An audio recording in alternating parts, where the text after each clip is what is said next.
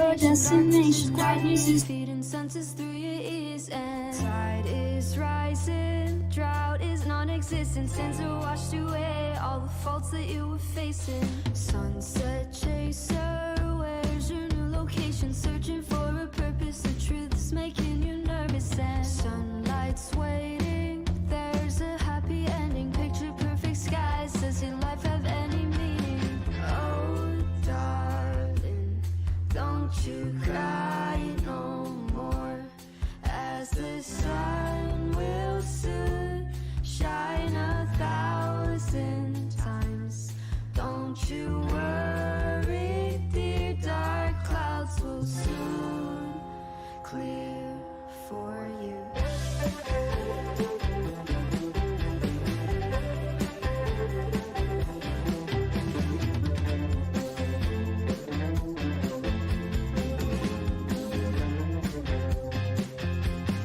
Daylight saver till the next adventure. Love is all around, but you're focused on your frowning. Rays are burning, a luminescence, feeling through the gloom, tense and patient for its blooming. Oh darling, don't you cry no more, as the sun will soon shine 1,000 times.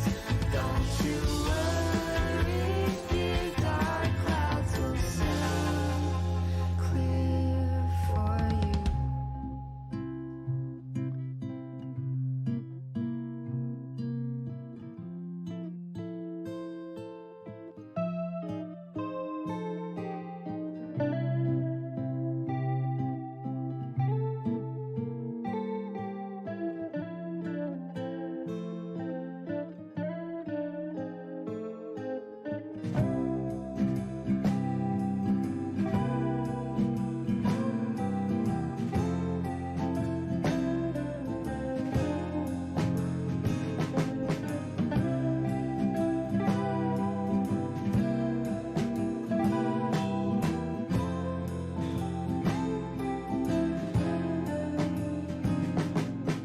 Sunny sea, there's no point of being me, as the night took my innocence. I'm starting to see there's no mention of happiness. Life I possess, I offer it to you as you banish regret. In my heart, tape mouth, I can't hardly speak. Tracks of my tears slipped away, I am weak. As I sing this last melody, set your own rest. Sunny song is my final request. Oh darling, don't you cry no more, as the sun will soon shine 1,000 times. Don't you worry, dear, dark clouds will soon clear for you.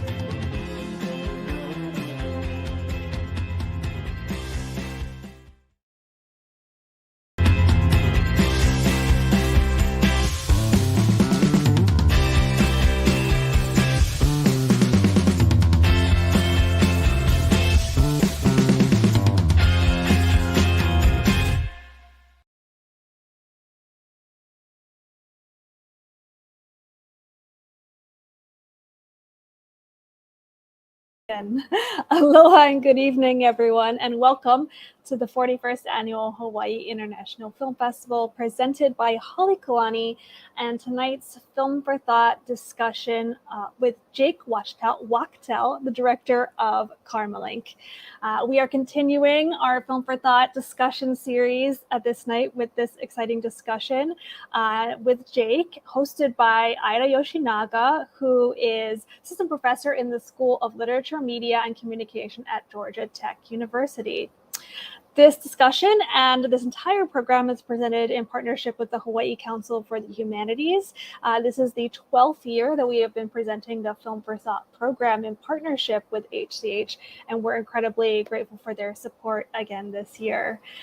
If you have not gotten a chance to, please check out our Film for Thought page on HIFF.org Spotlight section, and you can find out more about all 5 films in the program, read companion essays, and watch discussions that have already taken place. So before we get started today, I just want to go over some housekeeping bits. If you are watching live via Facebook or YouTube right now, you are able to write any questions for the panelists in the comments field, and those will be sent straight through to the panelists to answer for you. And this discussion will also live on our Facebook and YouTube page. So if you're not watching live, you will not be able to comment, but please feel free to enjoy the discussion. All right, without further ado, I would like to introduce our director for today, Jake Wachtel. Jake Wachtel grew up in California and studied film and neuroscience at Stanford University. In 2015, he moved to Cambodia to teach filmmaking to children through Filmmakers Without Borders. His short, The Foreigner Here, premiered at the Cambodian International Film Festival alongside a new wave of Cambodian directors. His doc work has been featured on New York Times, Wired, NPR, and MSNBC. Karmalink is his debut feature. Before we come through to a discussion with Jake and Ida Yoshinaga, I would like to first introduce Liz Soto, who is the Director of Communications at Hawaii Council for the Humanities, to say a few words about this year's theme and to introduce our scholar moderator for this discussion.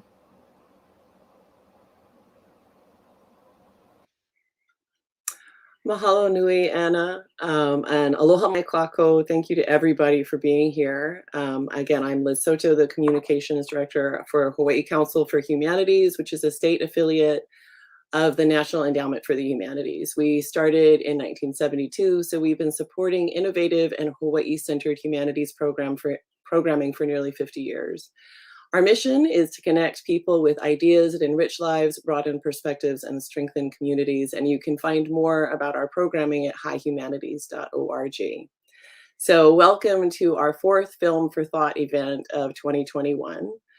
The theme this year is recovering, rebuilding, and reimagining across time and space, which seems like a necessary intervention as we work towards a post-pandemic future that must also grapple with the consequences of climate change and our ongoing racial and cultural inequities. Enter speculative storytelling. We love science fiction for its ability to open us to different perspectives and different possibilities by shifting the landscape, sometimes by extrapolating from the now and imagining what might be just hovering on the horizon.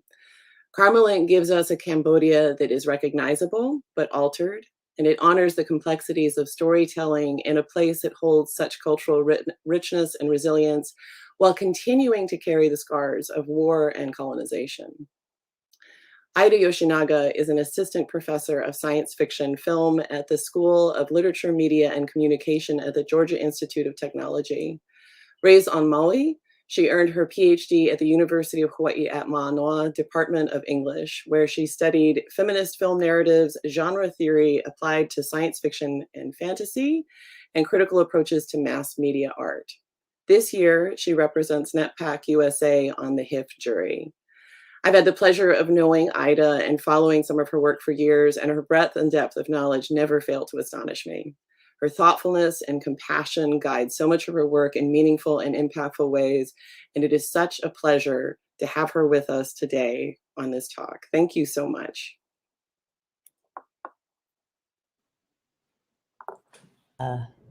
Thank you. Liz and Anna, it is a pleasure to be here. And thank you so much for introducing me to this wonderful film. Um, One of the things that I think I didn't say in my bio is one of my areas is screenwriting.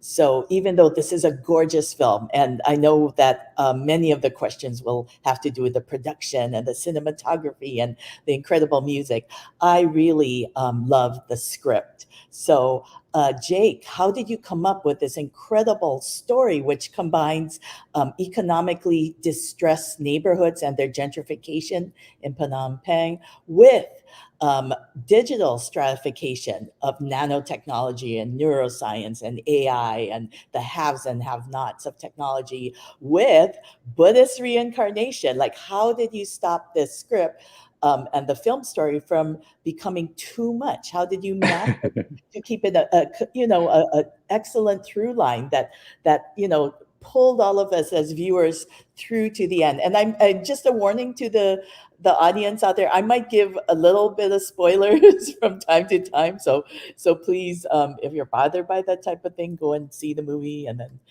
come back.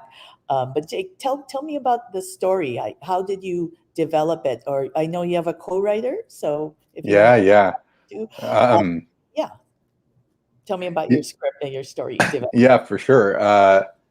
I think I love this characterization is like able to bring all these things together without it becoming too much. Sometimes I feel like that's maybe a matter of interpretation, and different viewers get different mileage out of whether or not we were successful at like balancing all these different things. Because it's a very dense script. I love stories that are dense with thematic content, and that team with ideas. Those are the kinds of stories that get me really excited. The genesis of the story it started when I moved to Cambodia to teach filmmaking. I spent a year teaching filmmaking to children living in underserved neighborhoods in an area of Phnom Penh called Trollet Bek, which is like a neighborhood built along these railroad tracks. And over the course of the year, I got to know the students really well. I got to know this neighborhood really well, and really fell in love. And felt like I grew up in Silicon Valley, and in some ways, this new place where I found myself it felt like it was about as far on the other end of the spectrum as you could get from where I grew up. And yeah, so there was this experience of like falling into the community and getting to understand in some way, as an outsider, but starting to get drawn into the rhythms of daily life there, and the focus on community, and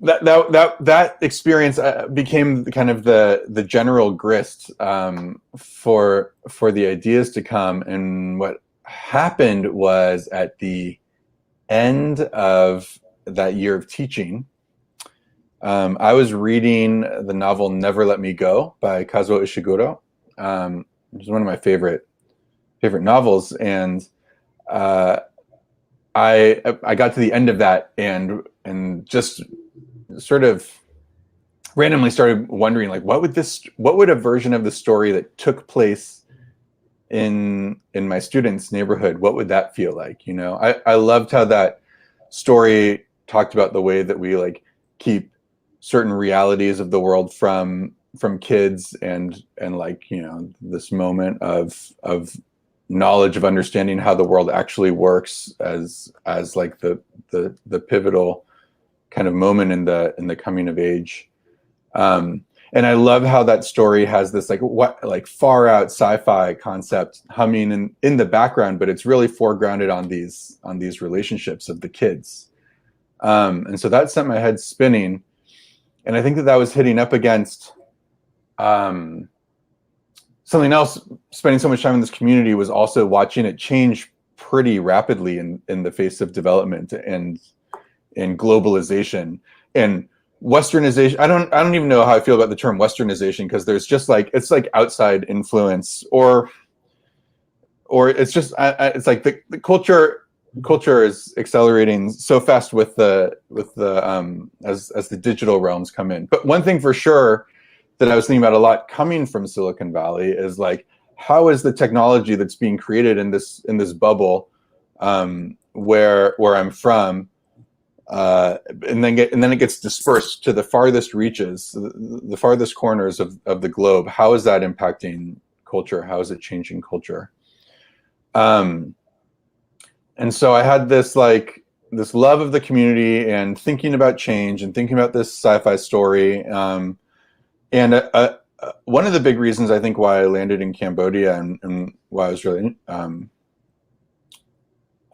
excited to be there was that I've been a pretty avid student of meditation and of Theravada Buddhism for some time. And so getting to go deeper into that in Cambodia it's just like another interest of mine. And I would talk to people a lot about their memories of their past lives in Cambodia. It was like just like a normal topic of conversation in a way that, it's like, it felt like everyone that I talked to, if they didn't themselves remember something, they knew someone in their family. It was pretty common to have these stories of people remembering their past lives, often their most recent past life, and often how they died in their most recent past life. So all of these things were kind of swimming around when I guess the idea started coalescing, and it's kind of hard to say what that initial seed was without it being a big spoiler for the movie. So maybe I'll hold off on what that was. But it grew into into a script. I was on a 10-day silent meditation retreat a couple of months after I finished that year of teaching. I was back in California, and it was on day 4 of the retreat that the seed of the idea started playing as like an actual story in my head. And the two protagonists, maybe the light bulb moment was that realizing that the two protagonists should be based on my two favorite students when I was a teacher. And that is this boy who's like the consummate dreamer, and he's a friend to all, but kind of has his head stuck in the clouds, and a little girl who's a good head shorter than everyone else, but tough as nails and super resourceful and doesn't take any guff off of anybody.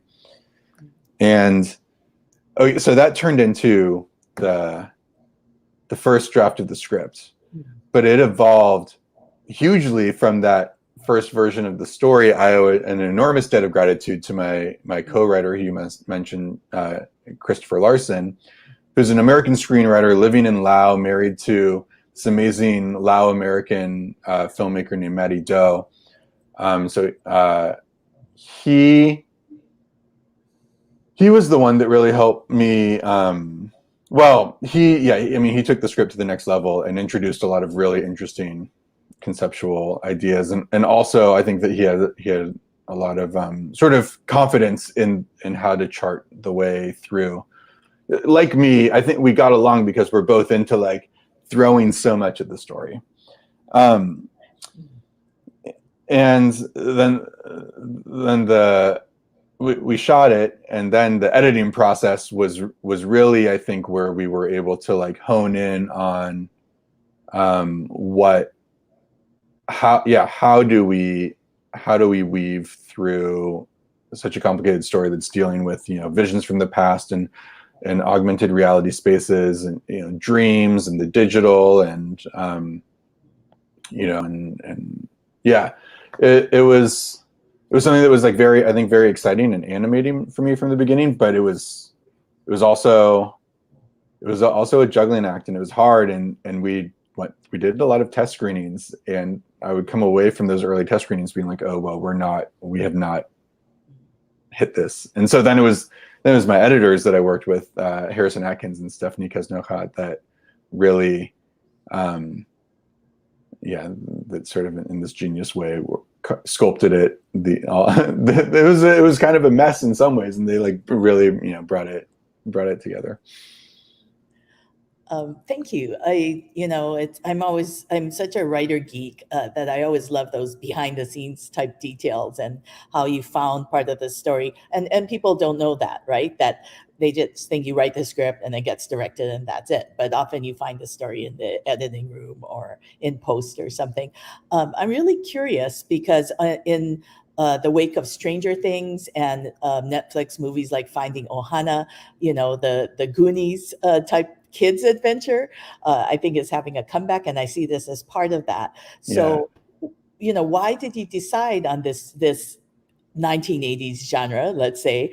And then because you're dealing with Cambodia, and we know from recent work, such as Donut King, right, from last year, as well as the work of Rithi Pan, who's a Cambodian documentarian, who we know as an American film audience that about the genocide.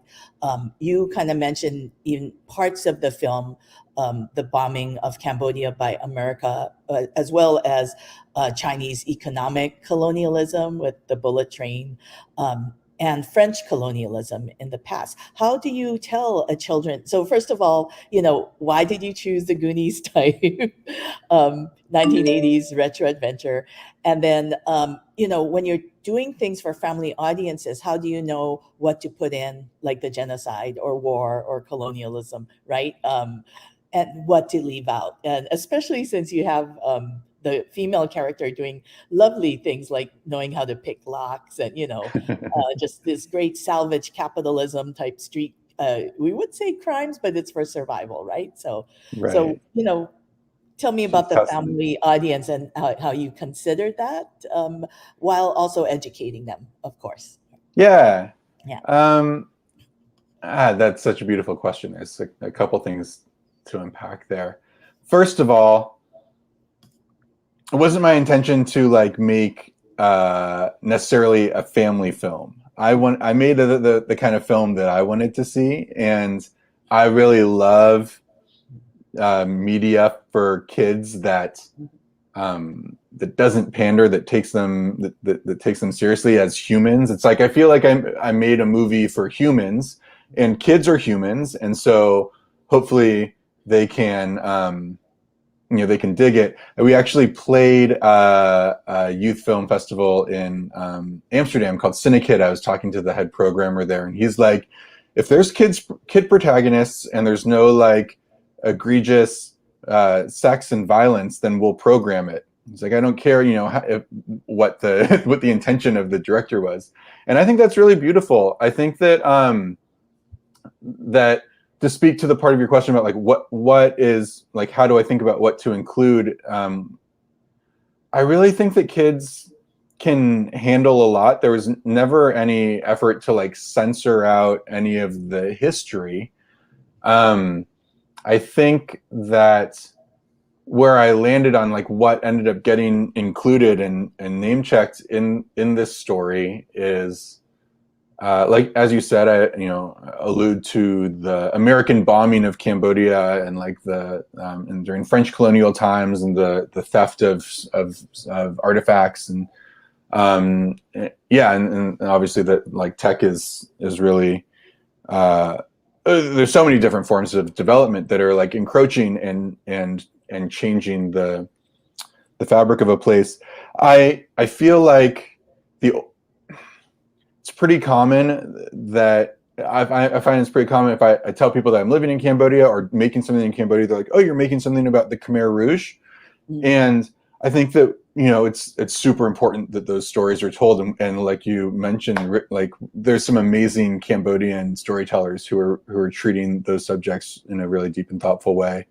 And I thought that maybe what I could bring to the conversation as an outsider living and working in Cambodia was reflecting on how is the culture that I'm a part of having an impact. I was really blown away. I had no idea, in my own education growing up, I only learned a couple of sentences about Cambodia, about the Khmer Rouge. I had no idea about this history of the Americans bombing Cambodia until I actually traveled there and learning that this whole history, which is fairly common in the recent American history of propping up a dictator that was pro-America in Cambodia, which did a lot to like turn the country's populace away from the government, and it was certainly a factor that created some vacuum that out of which rose the Khmer Rouge. And so I think that it just felt, in thinking what the story is about, that like that's something that I wanted to shine a spotlight on. But that being said, I think that like it's all good for kids. It's not all good. It's like actually necessary. Like kids should learn about colonialism, and particularly like I think that there's got to be way more thoughtful ways that we can bring these realities to young minds. The whole Goonies thing. This is a great instance of an area where my co-writer Chris really elevated it, because the script that I wrote didn't have so much of the Goonies vibe. I think that was somehow like a reference in my mind, but Chris really like zeroed in on that, and I thought that was I thought that was really genius, because the tropes of the Goonies are it's like about as like familiar and comfortable as you can get in American cinema, and so centering that kind of story on two Cambodian kids who otherwise the American audience might think, oh, these kids must be somehow really, really different from me.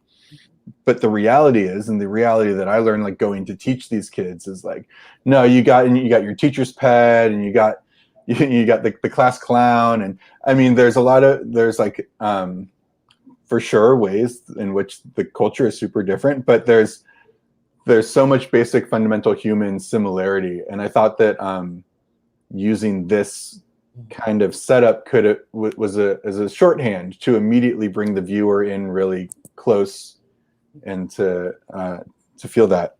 And then I also think that there's a chance to do, the Goonies is it's this total like escapist wish fulfillment of like how like reversing the tide of development and globalization that is like threatening small town communities or whatever, and the reality since the Goonies has come out is that's just accelerated. And so I also thought, I like the idea of seizing on that to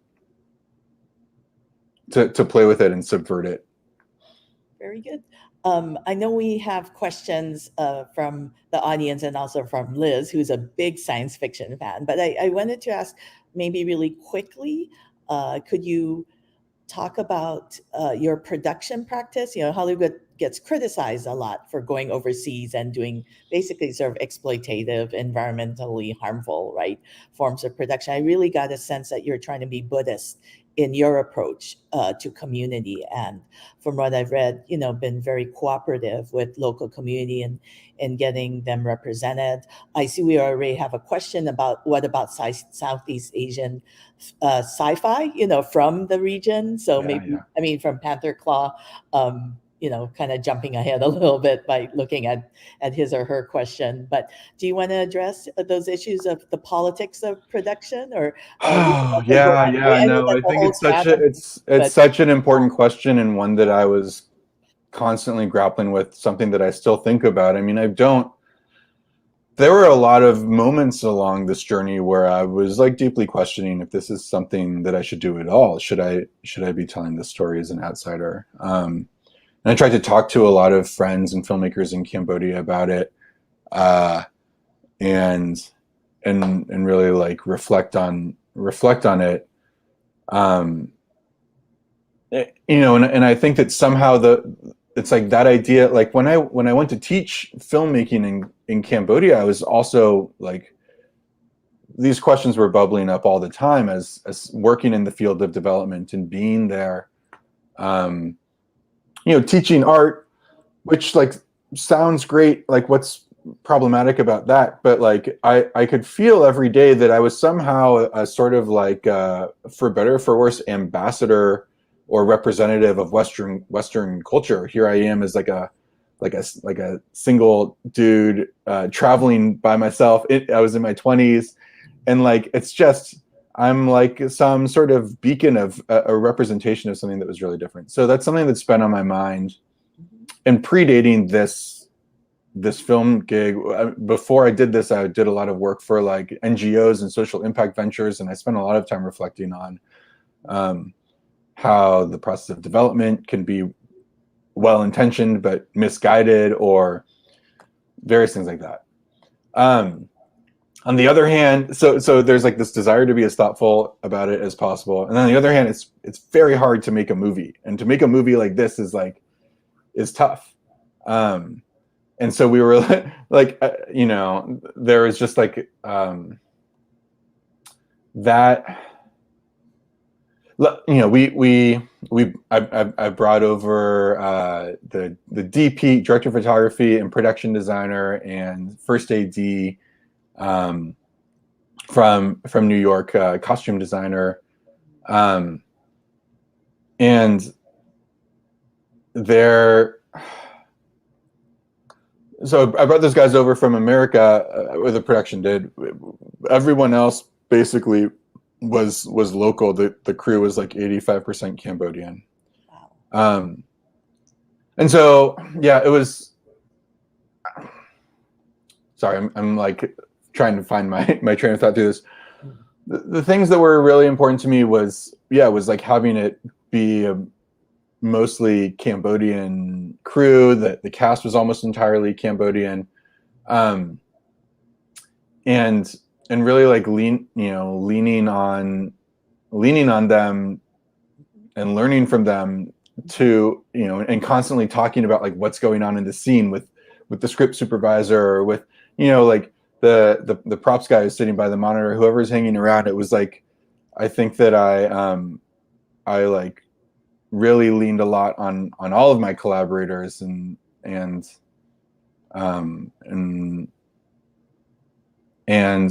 the same time, it felt really important to bring these people over from America who were working at a much higher level than. For me, as like a first-time filmmaker, there was so much that I needed to learn too as a director, and so.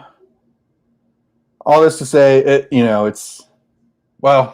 the film it's about like a clash. It's about like two worlds coexisting, clash of worlds, and there's something I think kind of productive about having this feeling behind the scenes that it was like people from different worlds working together on making the thing. But it's still something. It's tricky. I don't know. Like what is the ideal way to go about it? I hope we did a good job on how we approached it.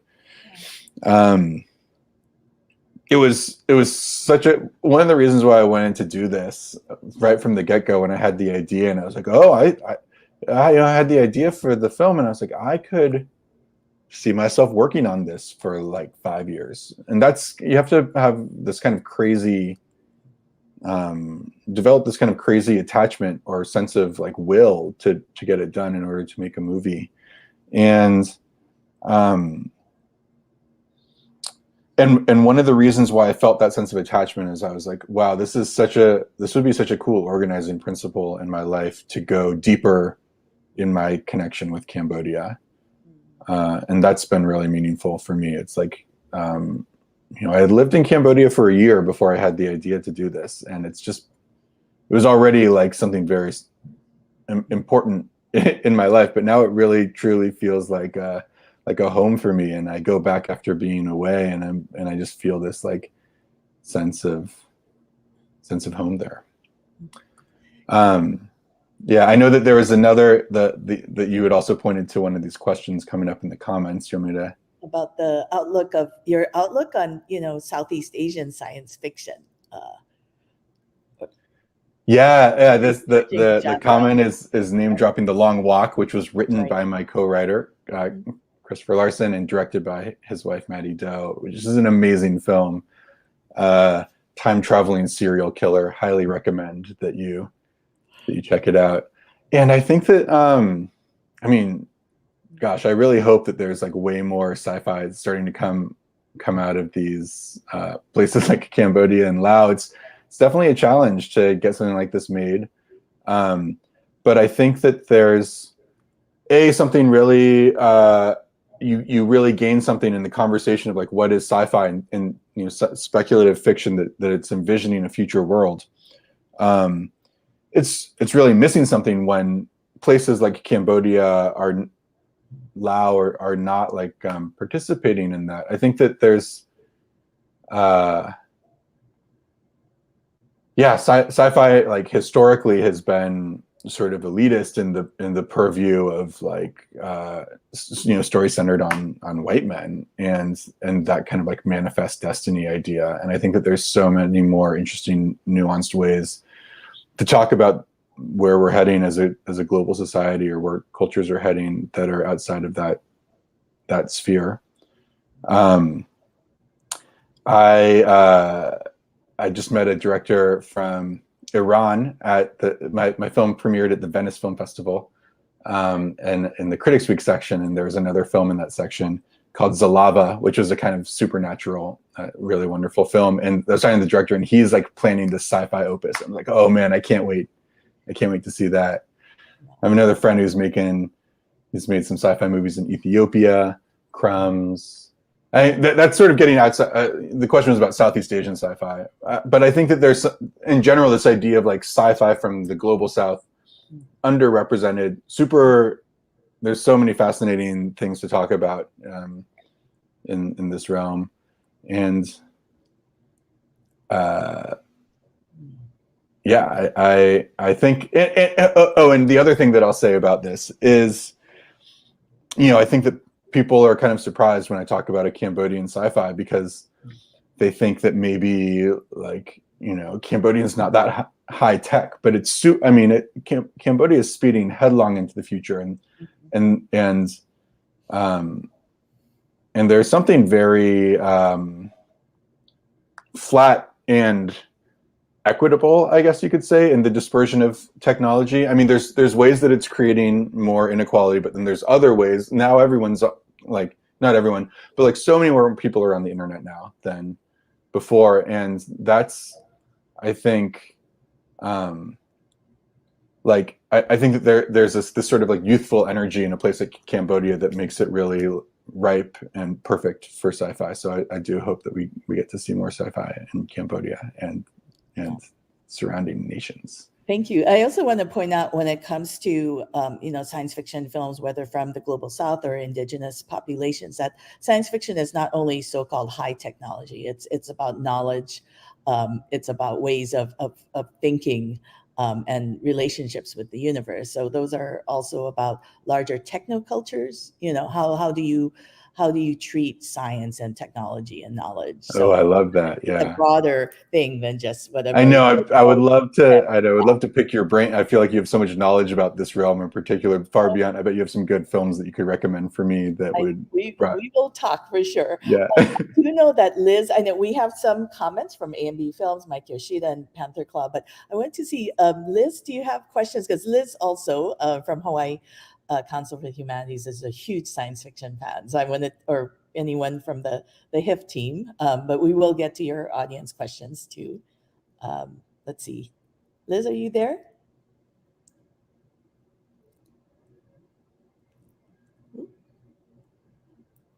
Not sure. I'm going to quickly read some of the questions we have. So in addition to Panther Claw and asking that question about Southeast Asian sci-fi, Mike Yoshida saying thanks for all the great films and, you know, hosting in Kahala, New Kahala 8.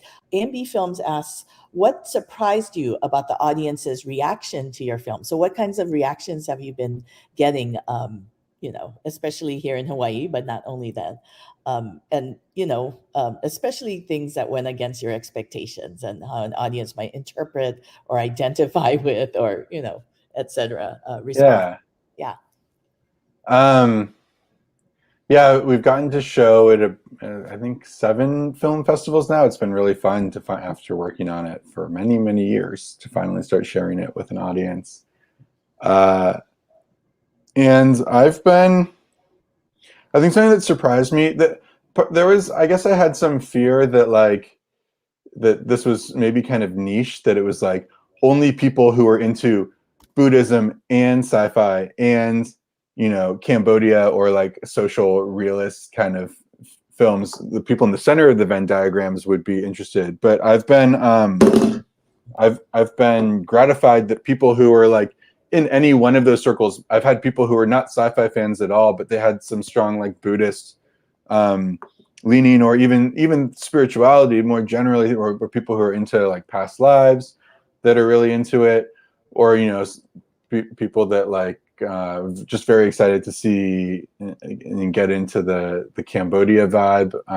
And so it's been cool and gratifying to see it. Yeah, that people are liking it for different reasons, and it's having that kind of wider appeal. I think, yeah, there's been some like I wasn't expecting this. It's been the case that like a lot of people have wanted to talk to me about their spiritual journeys after watching this, which has been really cool. I was hanging out after a screening in Venice, when the second screening of the film, and this woman told me about how she in her like mid 50s like made a big break and had this kind of vision and started like following a different path in her life, and she was really responding to like the dreams and the visions giving you a strong sense of what to do. And it's interesting that it's like opened up those like those kinds of conversations. That's been really fun. And I love talking to people. I really love talking to people who've just watched the movie and seeing, kind of like asking, what do you think it's about? And just kind of getting their take, because there's a lot going on. It doesn't always, it's not like stamped with an answer of like what it's about. In my opinion, I think that I have my theories of what it's about, but even I sometimes feel like I don't know. So that's been cool. And then maybe the coolest reaction so far, we did a screening for cast and crew in Cambodia in February, and that was just really fun. I think people were really, they didn't quite realize what exactly they were making, especially in terms of like the VFX stuff, and I think that the crew were really proud to be a part of it, but also just excited of what or like, you know, proud also to see their country represented in a way that they're not used to seeing. And so we'll do a release in Cambodia. And that's the thing that I'm maybe the most excited for in this whole process, is to like go watch in a theater full of Cambodians. I really love the commitment to the language. I thought that was very strong and very brave. We did have a question from Anna. I'm sorry, I thought that we could show our HIFF staff on camera, and we can't, but they've been dropping messages. She wanted to know about, you know, how did you try to make sure there's a degree of cultural authenticity, sensitivity? I know you talked about it a little bit, but if you don't mind going, yeah, especially with the language issue, but also with, you know, the little details. I know you worked with the performers and, you know, their community members to yeah, the language just right, or, you know. yeah. Well, we did several months, like 3 months of rehearsal with I did 3 months of rehearsal with the two lead actors, leading up, just very sort of very chill, hanging out a couple times a week and going through the scenes, because this was their first time doing anything remotely like this, you know. And all of a sudden they found themselves at the center of this big storm of activity. And so just really wanting them to be comfortable with the idea of, like, you know, and one day we'd film all of the scenes in Ling Heng's house, so we'd have to jump around in the story, and so we had to get used to like understanding what's going on in the scene, even though we just filmed something from like 4 story days previous. But more than anything, that it was a chance to bring the script into the kids' language and I really, yeah, it was sort of every line was a chance for them.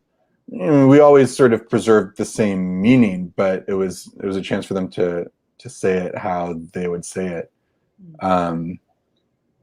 And the cultural authenticity, as I said before, I tried to make it as abundantly clear as possible to everyone on the set. If you see something that looks at all funky to you, and from this sort of perspective, I'm like, I'm not gonna know. Right. So please, like, tell me. Things like when they're sitting down to dinner, or like, going to bed at night, how, like, would they all sleep together on the bed like this? I was just like, my script supervisor was really helpful in this, because she was always next to the monitor with me, but I was always trying to ask those kinds of questions of the people around me. The actors themselves were super helpful on that stuff. And and also when I was developing this, I lived in Charlotte Beck. I moved into the house next door to Lang Hang's family and lived there for a while. And that was just a period for me to like be there and participate and see how people are living their lives and really get into that kind of rhythm. Liz has asked, sort of related to this, often because you brought in some people from New York and other places on the American continent, you had but mostly local film crew, and sometimes people local to an area see the environment in different ways than people from the outside. So do you remember any specific moments where you might have changed how you visualize the future, or, changed a plot point, or, something because someone in the crew, when you opened it up, would say, hey, this is, this is not quite what Cambodian people would do, or Khmer people would do, or, Well, like, the first example that comes to mind, there's a couple of moments when Lang Hang's grandma is there's a moment when Lang Hang's grandma, she's wearing this activation cap that's helping with her Alzheimer's, but it kind of freaks out and they're not sure if she's okay, and Lang Hang runs over to her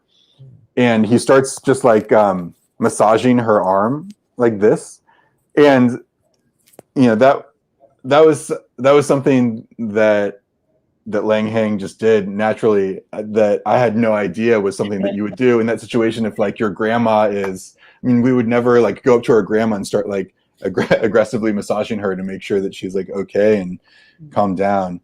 And that's, and so I'm trying to think, because if the question, it's a cool question to think about, like visualizing the future, how could that change? But there are so many relational things that the forms of address that people use for each other, they have such a rich language that unfortunately is not really, it's hard to capture in subtitles. But if you speak Khmer, when Sreliak is talking to the woman at the junkyard, that she's calling her like a young auntie, like an auntie who is younger than her own mother, as a form of like flattery, There's all sorts of things like this that, that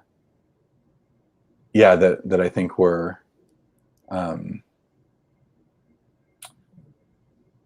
so many like relational things that came through that I wouldn't know anything about, but that came from the cast and from the crew. I want to have an answer about visioning the future.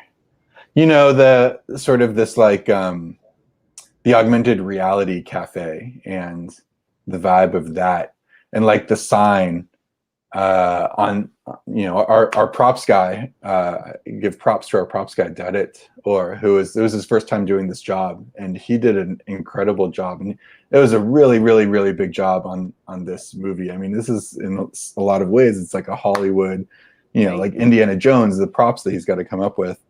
And Olga Myasnikova, our production designer, who came from the States, who's a genius and like did so much with so little, worked really closely with Dadit to get him up to speed on everything that he needed to do as a props master, and they really were able to do do some beautiful work, and oftentimes it was that he was finding the gold statue of the Buddha, and he was finding the knife, and he was all these like key items that he could bring with his sensitivity and his being Cambodian, that there were it could always be like, at the end of the day, there were decisions that I was making as a director, but it was like always filtering through and passing through this mesh of Cambodian sensibility, like before I could even make decisions. And so there wasn't that much in terms of like getting it to set and something really not working, because it had already many times been filtered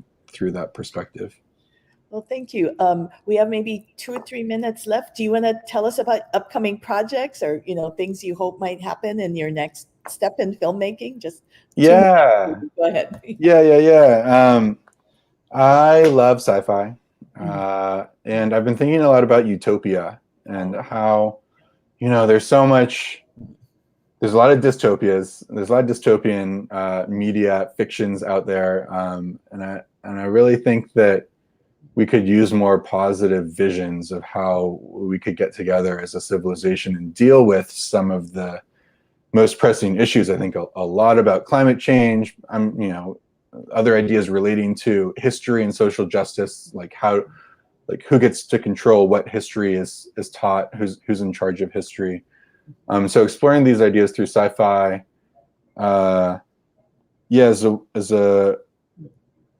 as a way to paint a more positive vision for the future. Hopefully something will grow out of that. Oh, well, we really look forward to it. And we're excited about the release of the film. So let us know. I'm inviting Jake to come to Georgia Tech and make the same or a similar kind of presentation. So thank you so much. I guess back to Anna. Thank you, Jake. Nice to talk. And thank you so much, Ida. Thank you so much to both Jake and Ida for this really engaging and insightful conversation today. I'm so grateful to have you both speak with us this evening at HIFF. Just a little bit housekeeping bits before we go. As a reminder, if for some reason you have not already seen Karmalink, it is playing on demand on our HIFF streaming platform until November 28th. And you can get tickets and more information at hiff.org, and then you can watch it at watch.hiff.org or on our HIFF streaming app on your device of choice. So again, if you have not already watched that, please check that out. And also, if you enjoyed this conversation, this will be up on our Facebook and our YouTube page. So please feel free to share the link with your friends and family so that they can watch as well. And lastly, we will have our final Film for Thought conversation tomorrow at 11 a.m. Hawaii Standard Time, and that will be for High Tide, Don't Hide.